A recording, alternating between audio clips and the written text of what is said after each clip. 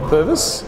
So I basically have had a career in business, but now I suppose in the last little while I've been basically involved with a lot of environmental organisations, WWF, which I was president in Australia of. I sit on the national board of, the Wentworth Group, which I co-founded, and leading one of the peak industry bodies called EBA, and also help fund through a charitable trust various environmental activities, including today's event, AYCCs.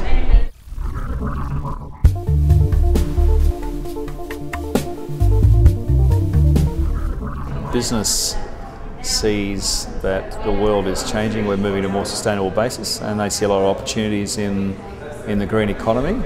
Yes, sure, some companies might engage in just greenwash, but my perception of a lot of CEOs is that they see good opportunities for their business in a carbon-constrained world, and they're also getting a lot of push from employees and potential employees that they need to get with it and get on board what is going to be very much a green revolution.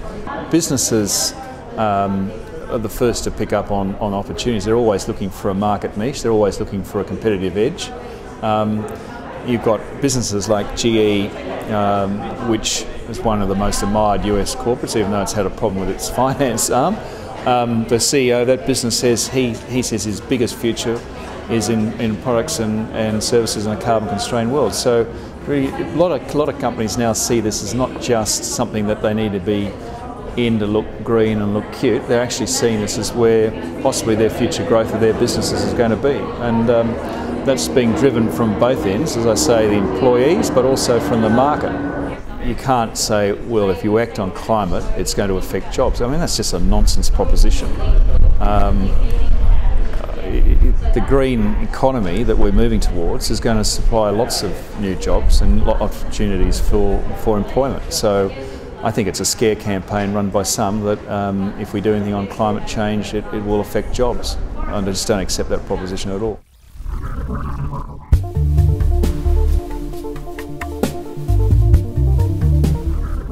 From the business perspective, you've only got to talk to, say, some of the service companies, and PricewaterhouseCoopers is a good example.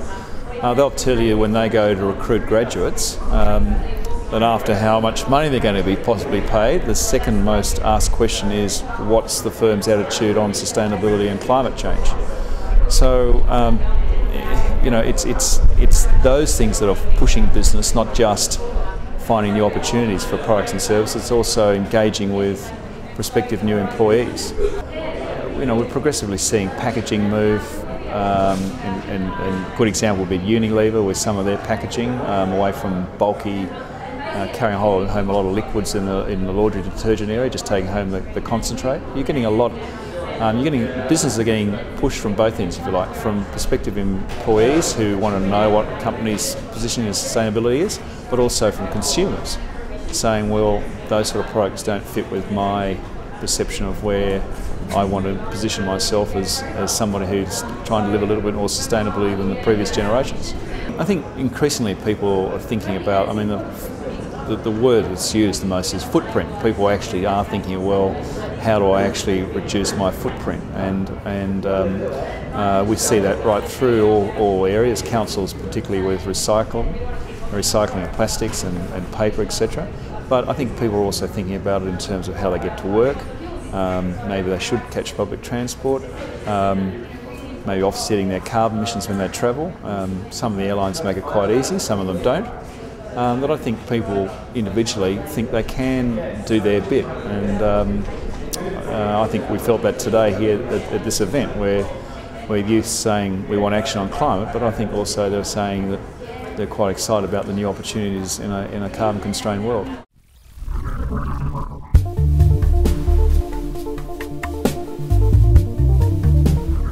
We've seen, unfortunately, the climate debate seen by a lot of people as a left versus right, and that's a ridiculous premise. And I think that's not helped the cause of getting the climate debate further down the track. And I think it's really up to youth now to come out and say that.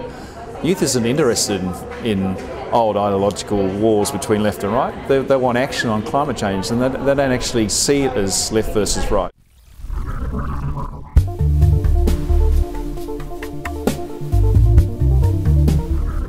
Particularly important in a number of ways. One is in research. We're seeing that they are more seen as more independent. That people who are doing work on universities can actually speak out a bit more freely on the research they're doing, versus the CSIRO, where it's seen very much as a government agency.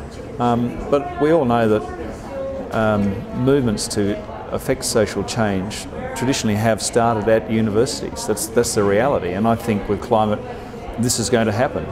And universities are probably a very good ground for